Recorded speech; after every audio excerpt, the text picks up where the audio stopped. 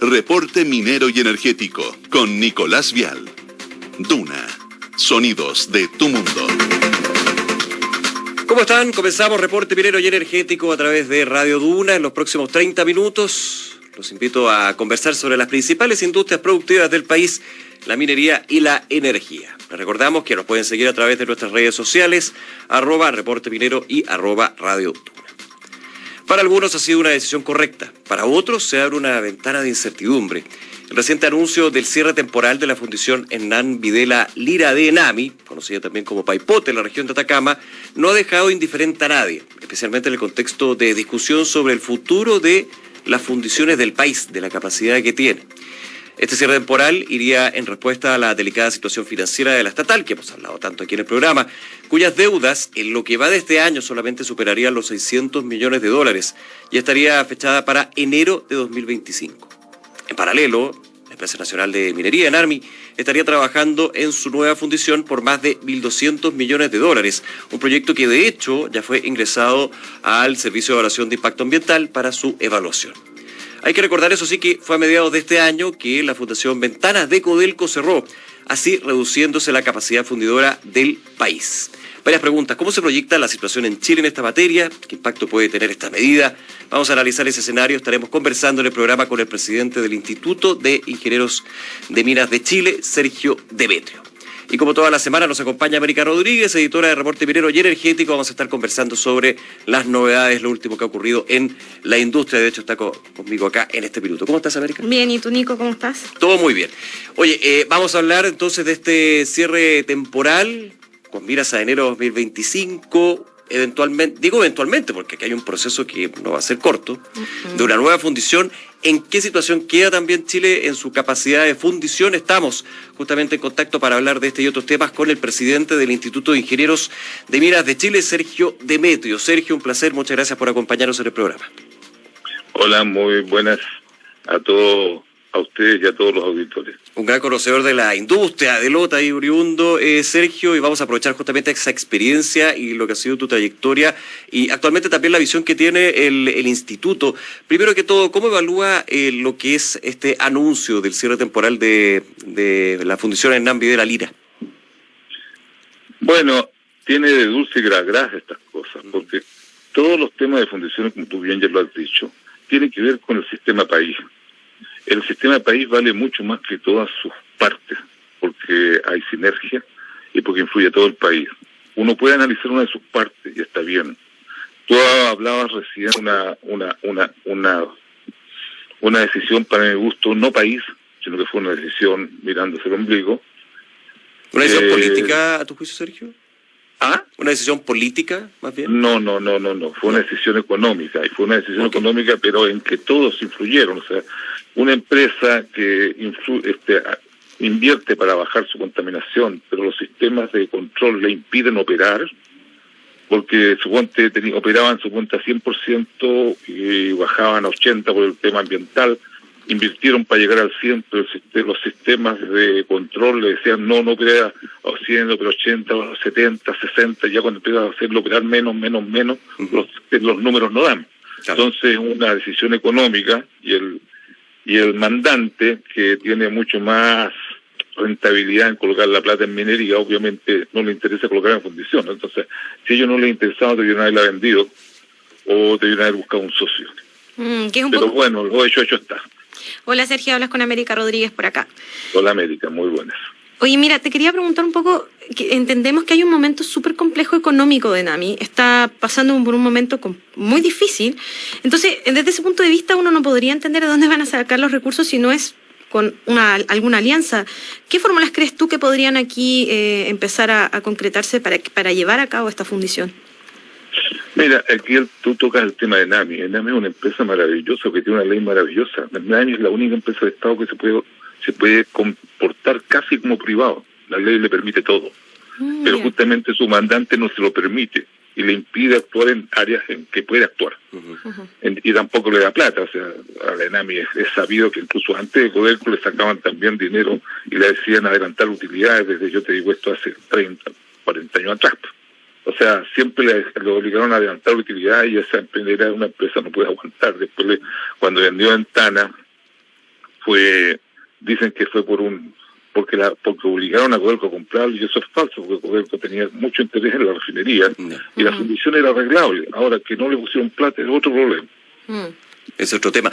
Déjame andar un poquito en eso, Sergio. Estamos conversando con el presidente del Instituto de Ingenieros de Minas de Chile, Sergio Demetrio. ¿Qué opinas tú sobre lo último que mencionabas respecto a Enami? Esta postura que tienen algunos sectores en términos de que Enami debería dejar el negocio de las fundiciones y concentrarse en su objetivo principal como empresa, que es el fomento. Hay dos cosas importantes. Una, el fomento de Enami, por si acaso, siempre se entiende, y todos lo entienden como el fomento al pequeño. Sí. Es cierto que para que el pequeño crezca es fomentar, pero también tú puedes fomentar al mediano y puedes fomentar al mayor. El mayor fomento que hizo el país de la minería fue digamos, la apertura, y después lo que te dice 600 y el capítulo 19, y eso fue la gran minería. No lo hizo Enami, lo hizo el país. O sea, hay que ver que el fomento es todo el país, no es solamente la minería pequeña. Obviamente la minería pequeña es la que hay que fomentar para que crezca, para que crezca y vaya por sus manos. Pero cuando no crece y no va por sus manos, hay que ver cuán efectivo es el fomento. Pero es un trabajo simbiótico entre los mineros y el Enami, porque los dos viven, subsisten, porque uno existe y el otro existe. Si uno muere, los otros pueden morir.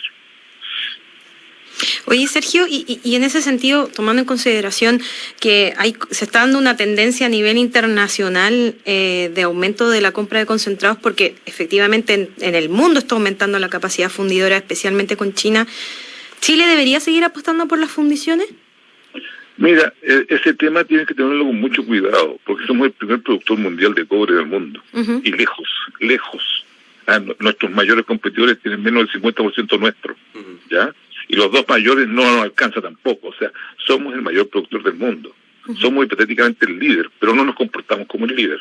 Ese es otro problema. Respecto a China, hay que tener cuidado, porque China también fue lo mismo que pasó con el acero. El acero era muy poco, y China subió, y hoy día tiene el orden de 10 veces lo que tiene el resto del mundo casi. Y vemos lo que está pasando con CAP en este momento. Claro. Justamente, o sea, CAP es la nada misma frente a China, y no solamente CAP, sino que productores muy grandes como Brasil y México también están muy complicados por esto. Entonces, está bien de que China suba para arriba y baja los precios, pero también China por su estructura y por su cultura, digamos, también uno esperaría, porque ellos son monopsonios. Sí. Al ser monopsonios, ¿por qué diablos no aumentan los precios? ¿Por qué? Porque ellos privilegian tener la materia prima que no tienen. Claro. Entonces, un sistema país. Entonces, lo que pasa es que nosotros somos los que damos materia prima. Si nosotros estamos trabajando como un opsonio, pero a la vez podríamos ser muy importantes porque son los primeros productores, no estamos actuando como tales. Entonces, el tema de que los chinos aumenten su capacidad de fundición está bien. Para todo el mundo está bien. Pero Chile, como primer productor mundial y como líder del tema, tiene que ponerse a la altura, porque si ellos lo hacen bien, porque lo hacemos mal nosotros. No quedarse atrás, digamos, o más atrás. Primero, no quedarse atrás, y segundo, también tenemos volumen y tenemos unas ventajas comparativas frente a los chinos respecto a procesar concentrado. Nos ahorramos todo el flete. Si tú sacas el cobre aquí, hay 70% del flete que se ahorra, y el flete vale tanto como los cargos de tratamiento. Claro. Y además que el mundo se empeora, digamos, al transportar mugre, digamos, interoceánico. O sea, nosotros tenemos ventajas comparativas, y las ventajas competitivas nos quedamos atrás. Y nos quedamos atrás en los años 2000, porque hasta los años 2000 éramos primeros del mundo. Chuquicamata llegó a fundir 1.820.000 toneladas en un año, y resulta que hoy día está fundiendo la mitad, y están, digamos, aspirando un poco más de la mitad. O sea, es una cosa ridícula. Pero esto algo pasó mal. Sergio, ¿esto se debería más bien como a una decisión estratégica que ha tenido el país en torno a dejar un poco morir las fundiciones? Mira, si me permite, dejarla morir obviamente no es una decisión estratégica. Lo que pasa es que la decisión estratégica tiene que ver el beneficio país. Los países no tienen gusto, los países tienen intereses. Sí. Y nuestros intereses, digamos, tienen que mirar intereses de largo plazo, no a 5 años, a 10 años, 20 años como mira una empresa. El país tiene que mirar a 50 años. Claro. Los chinos miran a 50 y 100 años. Nosotros no estamos mirando a 50 y 100 años, estamos mirando a 10 años, 5 años. Y eso es muy malo.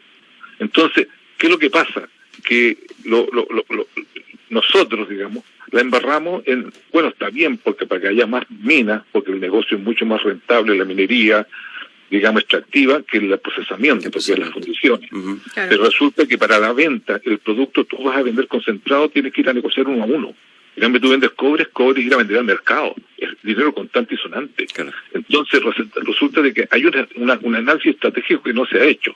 Y Chile tiene que ver qué es lo que le conviene al país. ¿Ya? Obviamente, la empresa tiene que ver qué es lo que le conviene a ella.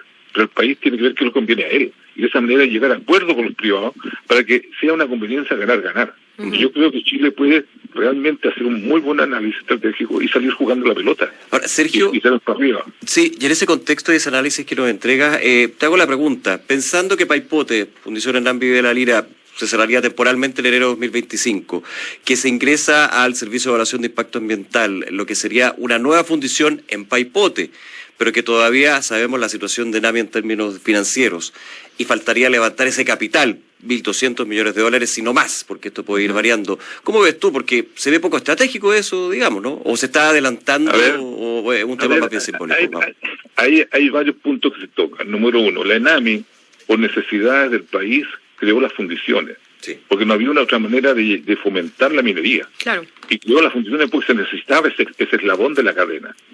Resulta que esto siguió y todo el mundo hacía fundiciones propias en sus propias minas, hasta que en los años 80, 90 empezó a abrirse y empezaron a crear los japoneses primeros y otros, y a los europeos que se les acabaron sus minas a comprar concentrados de tercero. Entonces el mercado de concentrados recién se abrió por los años 80, 90.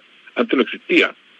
Ya después el mercado hoy día está tan abierto, y nosotros somos un país chico abierto al mundo, lo cual es maravilloso y está muy bien.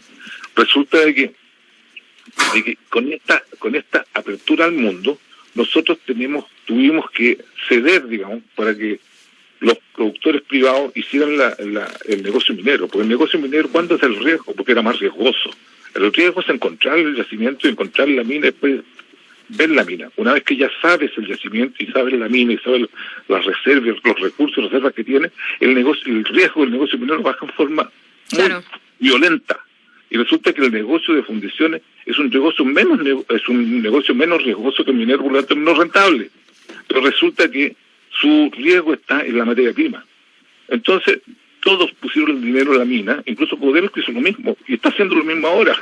Sí. Porque la mina conoce las minas, cuánto tiene, entonces es más rentable eso. Y riesgo-rentabilidad sale más rentable la mina. Porque ¿cuál es el riesgo minero? Es encontrar una nueva mina. Exacto. Ese es el riesgo. De hecho, en este momento estamos con en cambio las fundiciones no tienen ese riesgo, pero sí tienen que actuar coherentemente. E incluso si Chile hiciera digamos, una real arquitectura y se modernizara, podría tener costos muy similares a los chinos. Tenemos un problema de mano de obra, cosas así, pero la energía eléctrica va a bajar. El agua vamos a tener, y esas cosas no van a ser tan caras. Entonces y vamos a reducir los fletes. O sea, podemos tener una industria top mundial en fundiciones, pero hay que hacer una rearquitectura. Claro, que pasa es que lo que tenemos hoy día, tenemos el problema, y por eso todos los comerciantes prefieren exportar, y las empresas mineras también, porque hoy día Chile tiene costos muy altos. Claro, no es competitivo. O sea, hoy día estamos gastando el orden de 800 millones de dólares anuales por el gustito de procesar en Chile. Claro. Es increíble. Claro, y no se puede dejar como gustito. No, y aparte que es como lo dice Sergio, es un tema bien estratégico en cuanto a fletes, en cuanto a que tenemos concentrados muy sucios, pero además por un tema... efecto invernadero. Sí, y tenemos también un problema ambiental que las fundiciones de cierta forma arreglarían, entre comillas, procesar ese concentrado y tratarlo desde aquí, ¿o no?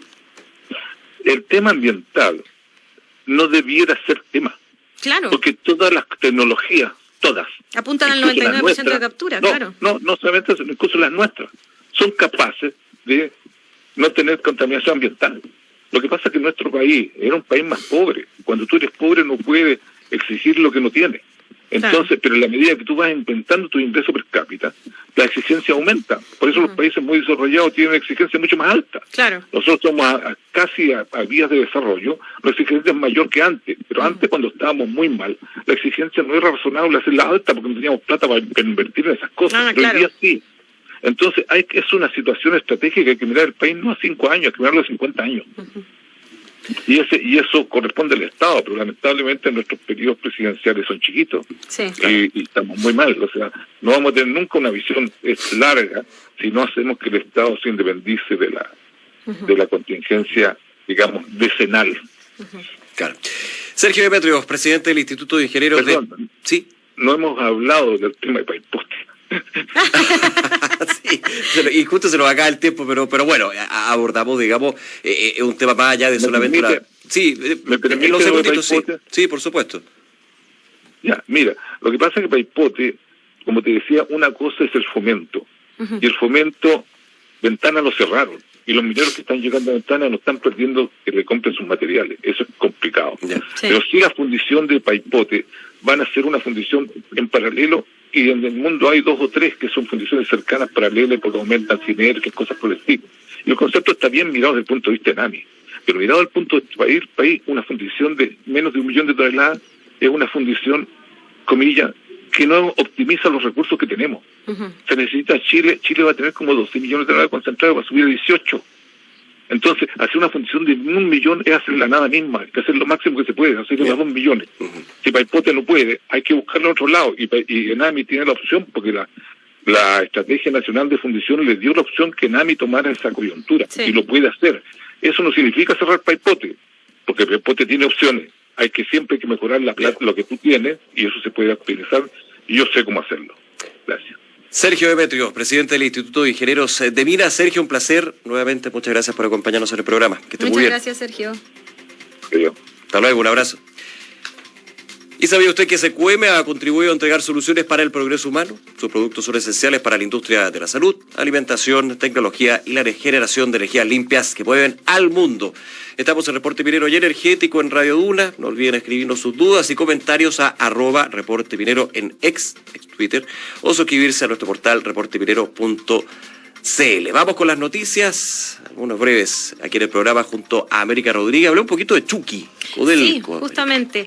Bueno, antes de pasar a los breves, me quedo con algunas cosas de que comentaba Sergio, que efectivamente las fundiciones son estratégicas para el país, así que es algo que tenemos que ponernos a discutir pronto. Más que discutir, a cerrar. Exacto, a concretar, porque eso es el tema, que las ventanas se va achicando, la ventana de tiempo que tenemos disponible. Sí.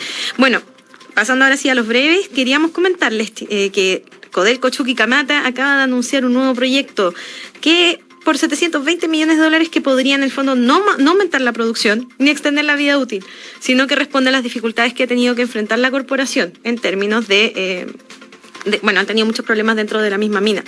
Esto podría aumentar la inversión total de la faena a $6.000 millones. Algunos analistas incluso hablan de que esto sería mucho más, casi llegando a $7.000 millones. 7.000. Recordemos que este proyecto se ingresó en el año 2010 y tenía una inversión estimada en $2.000 millones. Después con la construcción se duplicó a $5.000 millones, alcanzando esa cifra, y ahora estaríamos ya cerca de $6.000 millones como ya en lo oficial. Este proyecto lo presentó la minera estatal con una declaración de impacto ambiental al sistema de evaluación y estaría con una serie de ajustes a lo que originalmente se había entregado. Se está diciendo que la operación ha tenido que sortear diversas complejidades, entre ellas problemas con la correa transportadora de mineral, son kilómetros de correa, falla la correa y no transporta el mineral, es importante. Y se paró todo, digo. Exactamente. Ha tenido algunos derrumbes y si bien no ha tenido impacto en personas ni en equipos, es algo que hay que estar mirando con preocupación. Así que esto estaría aumentando más los costos de los proyectos que ya les habíamos estado conversando a nuestros radioescuchas respecto a la situación de la estatal con estos proyectos que son estratégicos para el desarrollo del negocio. Así que bueno, vamos a estar atentos ahí qué pasa con eso y esperemos que esto se pueda resolver pronto. Oye, hablemos del litio. Baja el precio, es un hecho. En algún minuto escuchábamos de algunos actores del mundo político.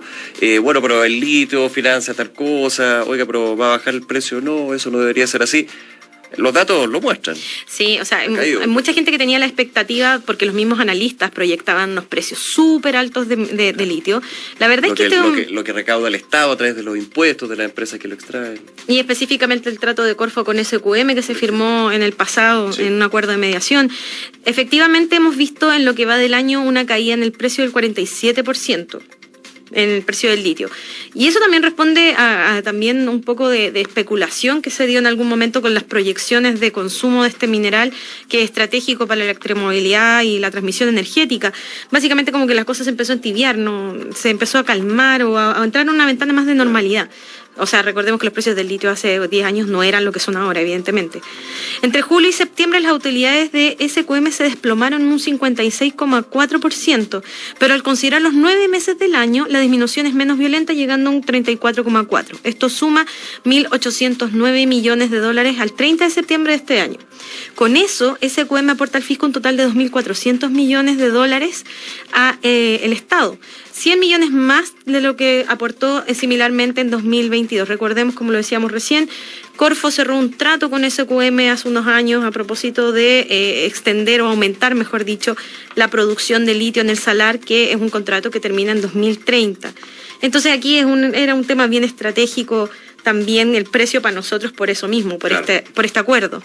El principal eje de ingresos de la minera fue el litio, siendo un 71% de los ingresos. O sea, ese es el nivel de relevancia. Recordemos que SQM tiene yodo, nitratos, no solamente saca litio en el salar, sí. Tiene su negocio principal, de hecho su origen era con yodo y nitrato y potasio, pero aparte se le vino a añadir. SQM tiene previsto seguir fomentando inversiones entre 2023 y 2025, las que podrían llegar a unos $2.000 millones en inversiones para aumentar esta producción. Y bueno, además sumamos que SQM tiene proyección de colaboración con Codelco a propósito de este traspaso, como mandato que se le dio a Codelco para que después del año 2030 sea ellos quienes en el fondo exploten el litio. Así que se va a ver como que el litio, mientras se mantenga en un precio bueno, como lo estamos viendo en estos últimos años, van a seguir aportando al fisco incluso más de lo que ha aportado hasta ahora Codelco. O sea, es bien relevante esto. Eso fue un buen acuerdo. Fue un buen acuerdo. Sí. Fue un buen acuerdo, hay que decirlo. El tiempo lo mostró. Sí, el tiempo lo mostró. Oye, y por último, hablemos un poquito en los minutos que nos quedan en Reporte Minero y Energético aquí en Duna América de...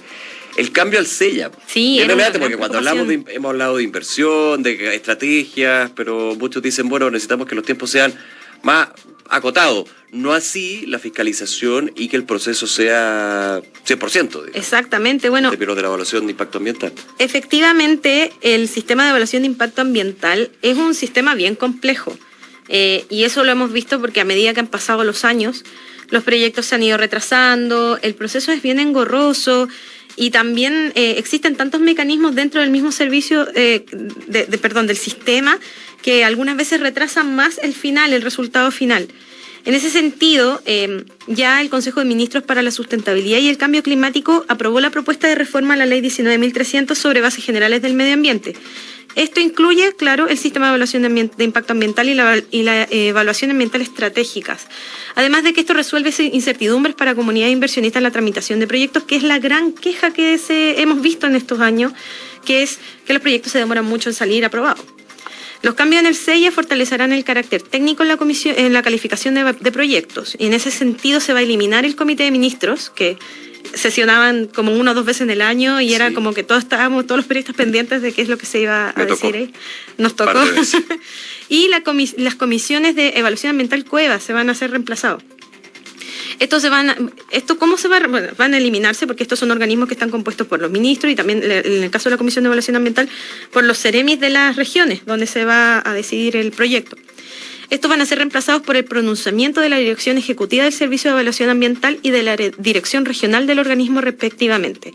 O sea, la directora, en este caso Valentina Durán, va a ser como el símil al Comité de Ministros, y en el caso de el COEVA va a ser en el fondo el director regional del ¿Se simplifica de alguna manera la estructura? Se simplifica mucho. De hecho, justo Maisa Rojas dio una entrevista hoy día donde ella menciona que hay un montón de trámites que gastan una cantidad de tiempo de los mismos trabajadores del SEIA que en realidad podrían eliminarse perfectamente.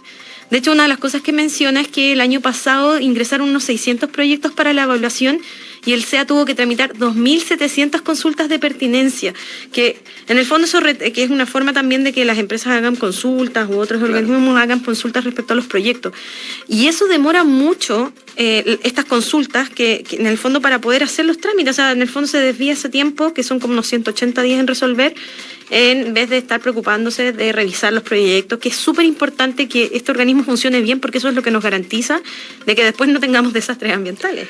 Claro, y esa es finalmente la garantía que tiene que dar. Digamos. Exactamente, ese es su rol principal y es el que se tiene que mantener y a toda costa mantenerlo con la mejor calidad posible. Entonces, todo esto en el fondo está llamando a hacer mejoras en el sistema. En teoría, este proyecto todavía, o sea, este consenso, esto todavía tiene que presentarse a la DIPRES y a la CEPRES y después pasaría a discusión. En teoría, lo que se está diciendo es que hay bastante consenso de diferentes partes con que este proyecto estaría dando como el cumplimiento a esta solicitud de privados, por ejemplo, de agilizar los proyectos, o de un sector de económico que está pidiendo que esto se agilice. Entonces, en teoría debería salir relativamente rápido, pero bueno, todo puede cambiar. Vamos a ver. Exactamente. Ojalá sea así. América, muchas gracias. Muchas gracias, Nico. Y a ustedes, muchas gracias por acompañarnos aquí en Reporte Minero y Energético por Radio Duna. Recordarles que siempre pueden escucharnos los martes a las 21 horas o los sábados a las 9:30 de la mañana en Duna.cl, también en reporteminero.cl y a través de la televisión en Canal 24 Horas y TV Chile. Soy Nicolás Vial, esto fue Reporte Minero y Energético. Muchísimas gracias por acompañarnos. Nos vemos. Chao.